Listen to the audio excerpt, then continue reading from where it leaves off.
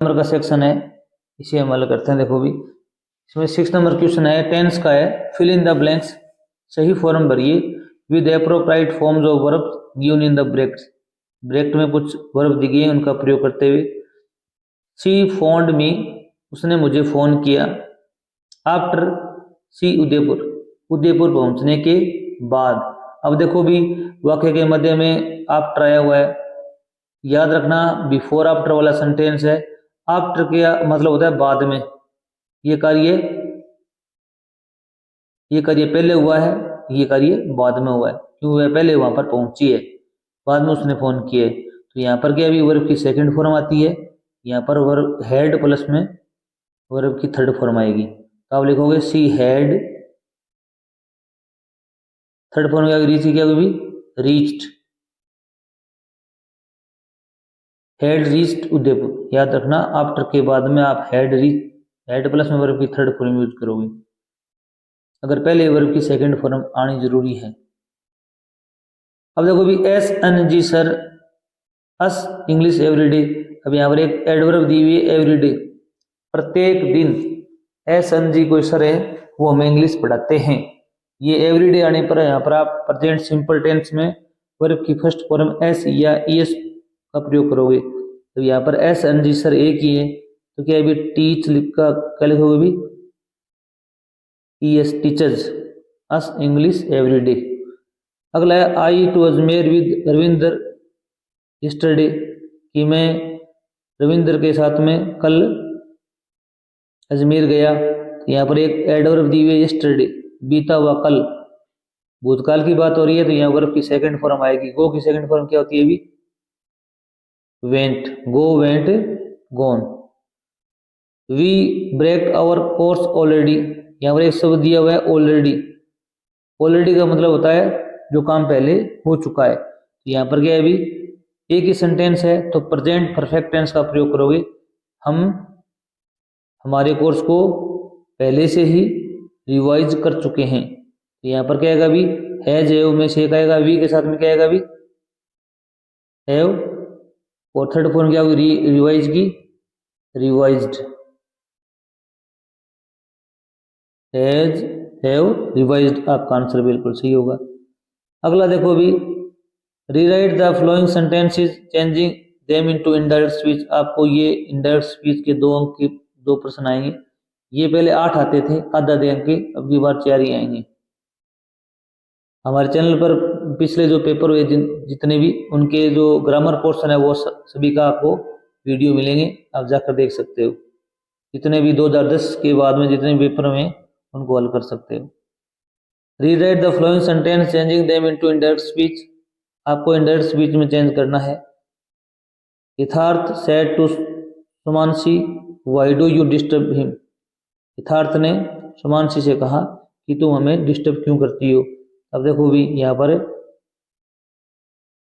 कर्ता यथार्थ का यथार्थ रहेगा। सेड टू को किसमें चेंज करेंगे भी, क्योंकि ये क्वेश्चन इनडायरेक्ट इंटरोगेटिव सेंटेंस है, तो आप यहाँ क्या करोगे भी आस्क्ड करोगे। क्या करोगे भी आस्क्ड यथार्थ, आस्क्ड सुमानसी। अब दोनों वाक्य को जोड़ने के लिए किसका प्रयोग करोगे भी, किसी का भी प्रयोग नहीं करोगे, क्योंकि WH वर्ड है। अब कर्ता कौन है भी यू, यू चेंज होगा सुमानसी के अनुसार। तो यहाँ पर क्या लगाओगे भी सी, वाई का वाई आ जाएगा, इन्वर्टेड कॉमा हट जाएगी सी। अब देखो भी यहाँ पर वर्ब की फर्स्ट फॉर्म है वो बदल जाएगी सेकंड फॉर्म में, डिस्टर्ब्ड। रिपोर्टेड स्पीच में वर्ब की फर्स्ट फॉर्म बदलती है सेकंड फॉर्म में डिस्टर्ब्ड। हिम का क्या जाएगा भी हिम, क्वेश्चन हमारा हट जाएगा। तो लिखोगे Yatharth asked Sumanasi why she disturbed him. अगला क्वेश्चन है mother said to me don't play in dust, माताजी ने मुझे कहा आप धूल में मत खेलो। इसको आप 2 तरीके से बना सकते हो। ये इंपेरेटिव सेंटेंस है, आगे सूचक वाक्य।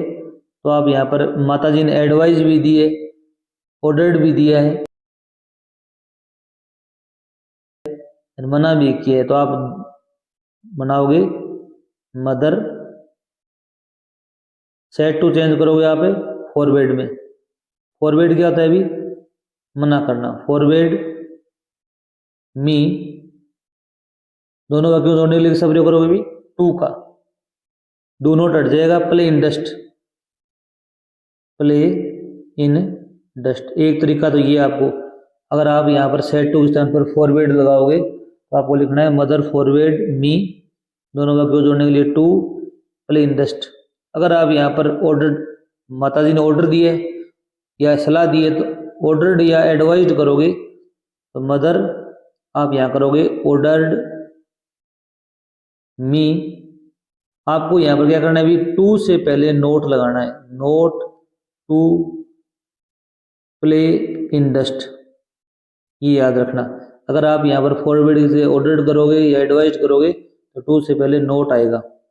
फॉरवर्ड में नोट नहीं है, क्योंकि फॉरवर्ड का अर्थ क्या होता है, अभी मना करना होता है। आपको पेशी वॉइस सीखनी हो तो आप हमारे चैनल पर जाके सारी पेशी वॉइस हल की हुई देख सकते हो। अगला है fill in the blanks with a verb in agreement with subject. ये सब्जेक्ट वर्ब एग्रीमेंट का क्वेश्चन है, देखो भी 2 अंक का है। ये पीछे 9th में आता था, अब की बार 10th में आता है। ये नया टॉपिक है आपके लिए। Teacher along with all students going to picnic is are, is are में से प्रयोग करना है। तो कर्ता कौन है इसमें भी, टीचर है, स्टूडेंट्स है। अब देखो ये एक शब्द दिया हुआ है यहाँ पर अलोंग विद, याद रखना अगर कोई 2 नाउन अलोंग विद से जुड़ी हुई हो, एक तो पहले होती है और एक क्या होती है, अभी बाद में होती है, इसका प्रयोग करोगे तो यहाँ पर आर आना चाहिए, परंतु नियम के हिसाब से आप टीचर के हिसाब से यहाँ क्रिया लगाओगे तो यहाँ पर इज आएगा, क्या कभी इज आएगा। अलोंग विद से पहले जो भी नाउन आती है उस हिसाब से आपको क्रिया का प्रयोग करना है, ये ध्यान रखना। अगला क्वेश्चन है, ये मोस्ट इंपोर्टेंट नियम है, द पुअर ऑनेस्ट। अब देखिए भी यहाँ पर गरीब हैं वो क्या होते हैं, अभी ईमानदार होते हैं। अब देखो भी यहाँ पर पुअर एक एडजेक्टिव है, अब इज एम आर में से आपको प्रयोग करना है। याद रखना अगर कोई भी एडजेक्टिव हो, क्या हो भी एडजेक्टिव, उससे पहले क्या लग जाए, भी दे लग जाए, तो वो पूरी जाति को व्यक्त करता है। तो जाति को व्यक्त करेगा ना, तो ये सभी गरीबों की बात हो रही है पूरे विश्व में, यहाँ पर क्या है, अभी आर का प्रयोग होगा। ये बहुत ही मोस्ट इंपोर्टेंट है। नेक्स्ट देखिए भी 9 नंबर क्वेश्चन आया हुआ है, change the flowing sentences into passive voice. आपको पैसिव वॉइस में कन्वर्ट करना है। Sanjana gave me a gift on my birthday. Sanjana ने मुझे ये गिफ्ट दिया मेरे जन्मदिन पर। इसमें कर्ता कौन है, अभी संजना। गेव क्या अभी वर्ब है, मी क्या अभी ऑब्जेक्ट है, ए गिफ्ट भी ऑब्जेक्ट है। यहाँ पर 2 ऑब्जेक्ट है, मी और ए गिफ्ट। आप दोनों प्रकार से रिपोर्ट पैसिव बना सकते हो। मी से बनाओगे, ये क्या है भी इनडायरेक्ट ऑब्जेक्ट है, ये क्या है भी डायरेक्ट ऑब्जेक्ट है। आप हमेशा इनडायरेक्ट ऑब्जेक्ट से ही बनाना। आई सब्जेक्ट क्या चेंज, ऑब्जेक्ट क्या होगा, भी सब्जेक्ट में चेंज होगा आई। यहाँ पर क्या है भी वर्ब की सेकंड फॉर्म में, यहाँ क्या लगाओगे भी वॉज वर। आई के साथ क्या है वॉज, आई वॉज। गिव की थर्ड फॉर्म क्या होती है, भी पैसिव में हमेशा कौन सी फॉर्म यूज होती है, भी third form, I was given. अब यहाँ पर लिखोगे ए गिफ्ट, ए गिफ्ट। दूसरा ऑब्जेक्ट है वो बिल्कुल इसके नजदीक ही रहेगा। I was given a gift by Sanjana on my birthday, on my birthday. इस प्रकार लिखना पड़ेगा। अगर आप आई से बनाओगे, अगर गिफ्ट से बनाओगे तब क्या बनाओगे, भी ए गिफ्ट करता लोगे, फिर क्या भी गिफ्ट के साथ में क्या आएगा, भी वॉज, फिर वर्ब की थर्ड फॉर्म क्या आएगी, be given. I a gift was given to me. अब यहाँ पर मी से पहले टू लगाओगे। यहाँ पर 2 प्रीपोजिशन आते हैं, या तो टू आएगा या 4 आएगा। तो कई सेंटेंस में 4 आता है, कई में 2 आता है। आप यहाँ पर 2 आएगा। A gift was given to me by Sanjana on my birthday.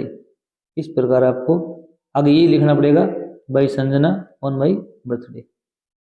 तो आप दोनों से बना सकते हो। रिपोर्टेड स्पीच भी हमारे चैनल पर वीडियो अपलोड है, आप देख सकते हो, वहाँ पर जाकर सीख सकते हो। नेक्स्ट देखिए भी, ओपन द विंडो, खिड़की खोलो, ये इंपेरेटिव सेंटेंस है।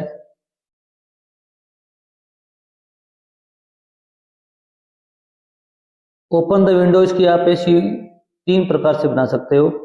पहला देखो, आप लेट से बनाओगे तो वाक्य में क्या लिखोगे भी, लेट, नो ये वर्ब है, ये क्या है भी, ऑब्जेक्ट है, तो फिर ऑब्जेक्ट और सब्जेक्ट बनाओगे, लेट द